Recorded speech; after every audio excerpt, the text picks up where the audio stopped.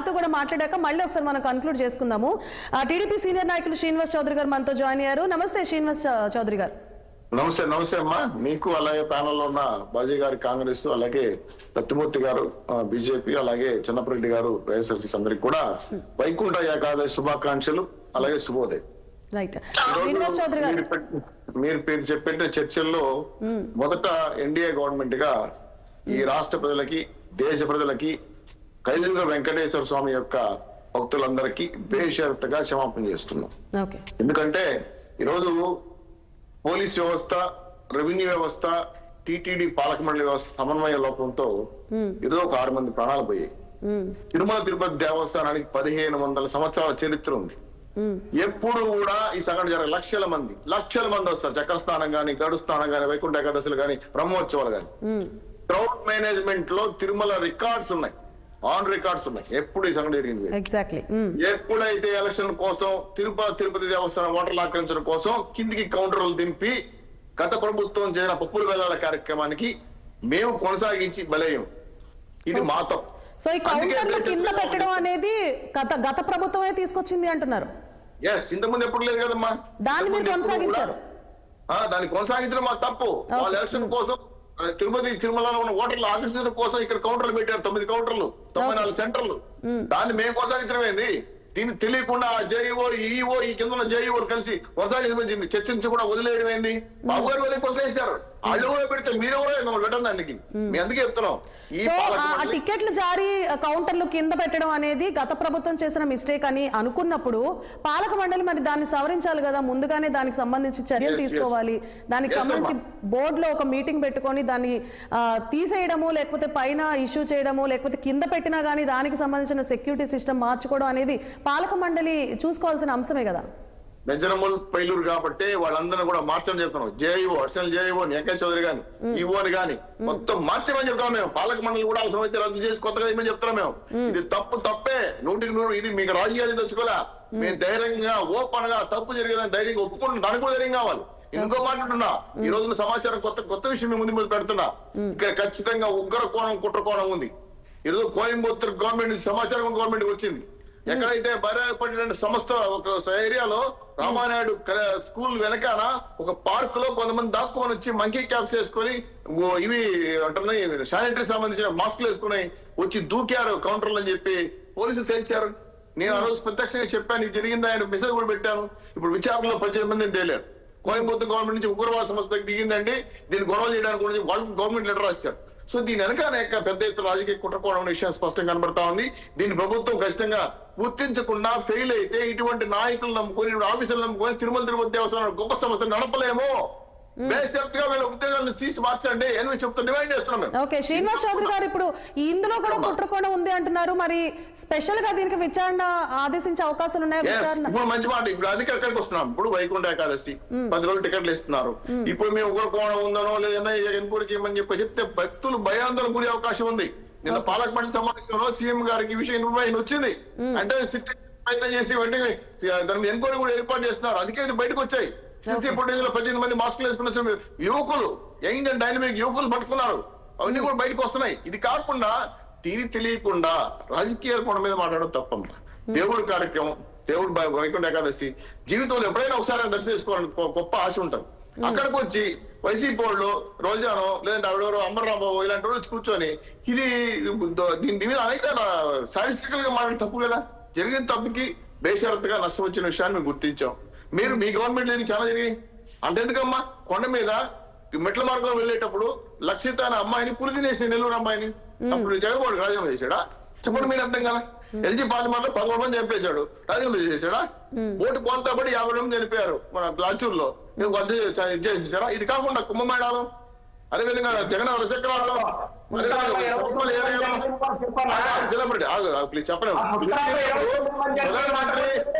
ప్రధానమంత్రి రాష్ట్రపతి రాజీనామాలు చేయరమ్మా. ఇంకో పద్ధతి ఉంది. ఎవరు దీన్ని కారకులు? ఈ కారకులు ఎవరు? వాళ్ళు పట్టుకొని ఖచ్చితంగా పనిష్మెంట్ చేయాలి. కానీ దీనికన్నింటికి కూడా మొత్తం మసిపూసి మాట్లాడే గుడగాల్సి మహారాణి కరెక్ట్ కాదమ్మా. అసలు కోవిడ్ సమయంలో ఆక్సిజన్ లేకుండా 13 చనిపోతే కదా దిక్కు దివానం లేదు. ఈ రోజు వచ్చి కొండపై రాజకీయాలు చేయడం 100 రూపాయలు తప్పు. దీన్ని ఖండిస్తున్నాం. ఇంకో విషయం కూడా మీకు స్పష్టంగా తెలుసుకున్నాం. ఈ ఘటన మామూలు ఘటన కాదు. గతంలో 1995 లో తమిళనాడు నుంచి కొండకు వచ్చే గొడుగులు గరుడోత్తరం గొడుగుల్లో మానవ బొమ్మలు పెట్టారు. పుత్తూరులో పట్టుకోవడం జరిగింది. సేమ్ మళ్ళీ రిపీట్ అయింది. ఖచ్చితంగా దీనికి ఒక కోణం ఉంది, కుట్ర కోణం ఉంది. ఖచ్చితంగా దీనికి చర్యలు తీసుకోవాలని చెప్పి డిమాండ్ చేస్తున్నాం. ఇది గుర్తించిన ఈ అధికారులు మాకు అవసరం లేదని చెప్పి పవన్ కళ్యాణ్ గారు నిన్న గట్టిగా మాట్లాడారు. సీఎం గారు చర్యలు తీసుకున్నారు. మిగిలిన వాడు సస్పెండ్ చేస్తారు, ట్రాన్స్ఫర్ చేస్తారు. ఆ పాలక మండలి కాదు, ఇది సేవా మండలి. దయచేసి సబ్జెక్ట్ కరెక్షన్. సేవ చేయడానికే వచ్చారు. శ్రీనివాస్ గారు, ఇప్పుడు అంటే అంటే మీరు కొత్త కోణం తీసుకొచ్చారు, ఇందులో కుట్ర కోణం కూడా ఉండే అవకాశాలు ఉన్నాయంటున్నారు.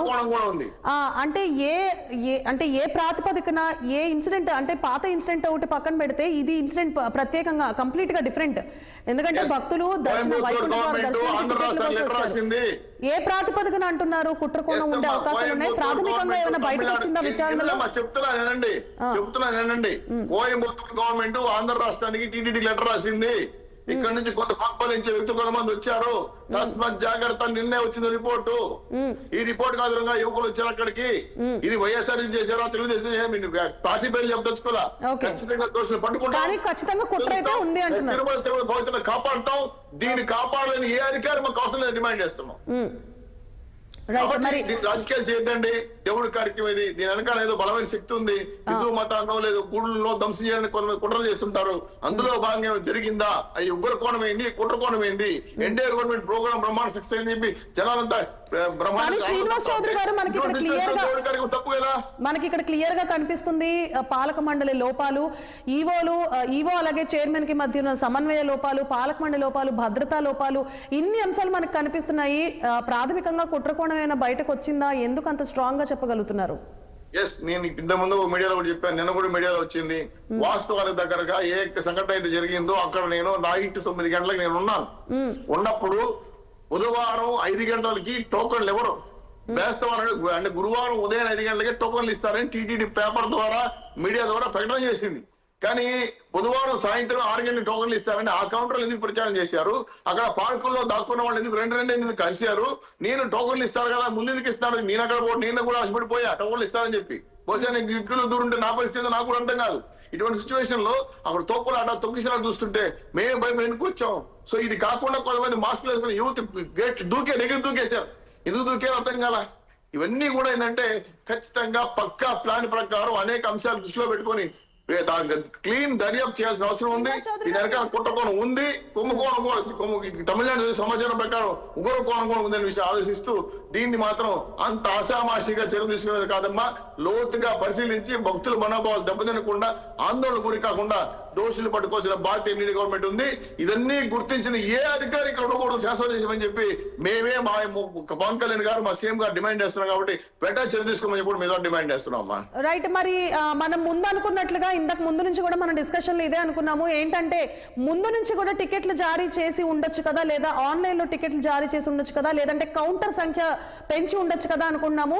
అలాగే కౌంటర్ల విషయంలో వచ్చి కూడా కౌంటర్స్ ఎక్కడెక్కడ ఉన్నాయి, పలానా చోటు ఉన్నాయి అనేది క్లియర్ కట్ గా టీటీడీ కేవలం ఒక్కసారి ప్రకటన చేసి ఊరుకోకుండా రిపీటెడ్ గా భక్తులకి ఆ ఇన్ఫర్మేషన్ వెళ్లే విధంగా చూసుకున్నా బాగుంటుంది. ఆగమ వైశాఖ శాస్త్రాల విరుద్ధం.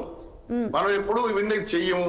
ఇది గవర్నమెంట్ గత గవర్నమెంట్ వైఎస్ఆర్ తిరుమల శ్రీనివాస్ చౌదరి గారు ఇంకొక పాయింట్ కూడా ఉంది. కార్యక్రమం ఇది ఆగమ వైశాఖ శాస్త్రాల ప్రకారం తిరుమల శాస్త్రాల ప్రకారం చల్లదు. కొండ మీదే తీసుకోవాలి, పోవాలి. లేదంటే మీరు అన్నారు కదా ప్రపంచవ్యాప్తంగా ఎవరైనా డిజిటల్ మీద ఆన్లైన్ పెట్టుకోండి. మీరు తీసుకోవచ్చు, చిన్నప్పటి తీసుకోవచ్చు, బాయి గారు తీసుకోవచ్చు, మూర్తి గారు తీసుకోవచ్చు. ఆన్లైన్ తీసుకోమని చెప్పండి. ఇదే 5 గంటల పొద్దున్న పోయి కూర్చోవడం, మంచిలో కూర్చోమైంది. రాత్రి ఎప్పుడో 7 గంటల పోయి కూర్చుంటారు. క్యూలో ఉన్న ఏమవుతారు, చచ్చిపోతారు కదమ్మా. సిస్టమే మంచి సిస్టమ్ కాదు. శ్రీనివాస్ చౌదరి గారు ఇంకొక వాదన కూడా ఉంది. ఏంటంటే ఇప్పుడు తొక్కిసలాట జరిగిన కౌంటర్ ఏదైతే ఉందో అది స్టేషన్ కి దగ్గర, లేకపోతే అక్కడ లోకలైట్స్ కి కూడా దగ్గరగా ఉన్న కేంద్రంగా చూశారు. అందుకనే అక్కడికి జనసంద్రం ఎక్కువైంది. ఎందుకంటే మిగతా చోట్ల కంటే ఇక్కడే ఎక్కువగా జరిగింది అని చెప్పి అంటున్నారు. అదొక వాదన వినిపిస్తుంది. దూరమైన ప్రాంతం, కరెక్ట్ గా 4 కిలోమీటర్లు ఉంటది. మారుమూల ప్రాంతం, మరి మాస్ ఏరియా ప్రాంతం. లేదు, అక్కడ గవర్నమెంట్ స్కూలు, దాని ఒక పార్క్ ఉండేది, దానికి లైట్లు కూడా ఉండవు. ఇది ఒక మారుమూల ప్రాంతము. ఇవన్నీ కూడా పరిశీలించిన తర్వాత ఎక్కడో భద్రతామైన లోపం ఉంది. లోకల్ గా ఉన్నటువంటి పోలీసులు, కలెక్టరు, అదేవిధంగా టీడీ మధ్య సమన్వయం లేకపోవడం వల్ల ఈ సెంటర్ సెలెక్ట్ చేయడం 100 రూపాయలు ఏదో కొత్త కుట్ర కోణం ఉందని చెప్తాను. అందుకే చెప్తున్నా సరే, ఇవన్నీ basic కూడా గా- ఏంటంటే సరే అండి, క్షుణ్ణంగా basic గా పరిశీలించాలి, అలా చూసుకున్నా- దర్యాప్తు లోపలికి వెళ్ళి జరగాలి, ఇవన్నీ శ్రీనివాస్ రోజు గారు. బయట తీసుకురావాలి. ఇవన్నీ తెలియకుండా సెంట్రల్ పెట్టడం అనేది అసలు సెంట్రల్ పెట్టడం తప్పు. రైట్ శ్రీనివాస్ గారు, తిరుమల నేను సంప్రదాయం ఏమంటున్నా తప్పు ఇది. అంటే మనం బేసిక్ గా అక్కడ జనసంద్రం ఎక్కువైతుంది అని చెప్పేసి పోలీసులు కొంచెం గుర్తించే ఉంటారు ముందుగానే. ఎందుకంటే జనాలు పెరుగుతున్న తాకిడి అందరికంటే ముందుగా కనిపించేది పోలీసులకే. ఒక మహిళకి అస్వస్థత కలిగింది, ఆమెను బయటికి తీసుకెళ్లే క్రమంలో గేట్ ఓపెన్ చేయడం వల్ల ఒక్కసారిగా టికెట్లు ఇస్తున్నారు అనే ఒక భ్రమలో భక్తులందరూ కూడా తోసుకుంటూ లోపలికి వెళ్లారు అనే ఒక వాదన కూడా ఉంది. అక్కడ 3 గేట్లు ఉన్నట్లు తెలుస్తుంది, ఒక పెద్ద గేటు 2 చిన్న గేట్లు. ఆ మహిళను చిన్న గేట్ లోంచి తీసుకొస్తే అంటే ఇదంతా బేసిక్ అన్నమాట. ఒక అక్కడ ఆ ప్రాంగణంలో బేసిక్ గా ఒక చిన్న ప్లాన్ ప్రకారం వెళ్ళున్నా కానీ ఇంత అనర్థం జరిగేది కాదు. మరి పోలీసులు ఏం చేస్తున్నారు? సపోజ్ మీరు చెప్పినట్లు రిపోర్ట్ని తెలుగుదేశం ఎన్డీఏ గవర్నమెంట్ యాక్సెప్ట్ చేయడం లేదు.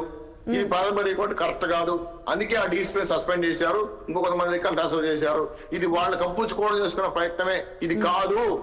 ఆ రోజు పార్క్ లో అర్ధరాత్రి 9 గంటల ప్రాంతంలో రమ్మని పిలిపించింది ఎవరు? గేట్లుకి మంకీ కంపెనీస్ దూకింది ఎవరు? ఈ సీసీ కెమెరాలో రికార్డు కాలేదు. ఆమె దూకి ఆమె ప్రాణహాని కారణాలు ఎవరు? ఈ 15 మంది 16 మంది ఎక్కడ దాక్కున్నారు? ఆ పార్క్ లో ఇంకెంతమంది ఉన్నారు? సాయంత్రం 5 గంటలకి టోకన్లు ఇస్తారని ఎందుకు ప్రచారం చేశారు? తెల్లారి తెచ్చే పేపర్లు వచ్చాయి, టీవీలు వచ్చాయి, అన్ని రోజు మెయిన్ హెడ్డింగ్ లో వచ్చాయి. తెల్లారి ఉదయాన్నే బేస్తవారం ఉదయాన్నే టోకన్లు ఇస్తామంటే బుధవారం సాయంత్రం టికెట్లు ఇస్తామని ఎవరు చెప్పారు అక్కడ? ఇది కరెక్ట్ కాదు. కాబట్టి ఇది వెనకాల ఏదో భారీ కుట్ర ఉంది, పక్కా ప్లాన్ అని చెప్తున్నాం. మీరు అంటున్నట్టు కుట్రకోణం ఉంది అని మనకి ముందుగానే ఇన్ఫర్మేషన్ వచ్చింది, కొంతమంది యువకులు వచ్చారని చెప్పి బేసిక్ గా ఇంటెలిజెన్స్ రిపోర్ట్ వచ్చింది అంటున్నారు. అలాంటప్పుడు మరీ ఇంకా తగిన జాగ్రత్తలు తీసుకోవాల్సిన అవసరం ఎంతైనా ఉంటుంది. ఎందుకంటే కౌంటర్లు కొండ మీద లేవు, కొండ కింద ఉన్నాయి. సో అక్కడ భద్రతా ఏర్పాట్లు ఇంకా పెంచాల్సి ఉంటుంది. ఇక్కడ మనకు చూసుకుంటే క్రౌడ్ కూడా క్రమక్రమంగా పెరుగుతూ వస్తుంది. అక్కడ కూడా అంటే బేసిక్ గా తీసుకోవాల్సిన జాగ్రత్తలు కూడా తీసుకోలేదు. పాలక మండలి దాకా ఎందుకు పోలీసులు స్వయంగా ఒక సిచ్యువేషన్ కంట్రోల్ చేస్తున్నప్పుడు అక్కడికప్పుడు ఒక డెసిషన్ తీసుకోవాల్సి ఉంటుంది. శాఖ మధ్య టీటీడీ మధ్య సమన్వయం లేదు. కొండ దిగేసిన తర్వాత ఇక్కడ కలెక్టర్లు పోలీసులు చూసుకోవాలి. కొండ క్రౌడ్ మేనేజ్మెంట్ ప్రమాణ ప్లానింగ్ ఉంటారు, కింద వీళ్ళకి ఎవరికి తెలియదు. ఏదో వచ్చారు, క్యూలో పోయారు, టికెట్లు తీసుకుని అనుకుంటున్నారు. అలా అసలు చేయటం వల్ల అనేక కుట్ర కోణాలు, అదేవిధంగా గుర్ర కోణాలు బయటకు వస్తున్నాయి. కాబట్టి ఈ సాంప్రదాయం కరెక్ట్ కాదంటున్నా నేను. ఈ పద్ధతే కరెక్ట్ కాదు.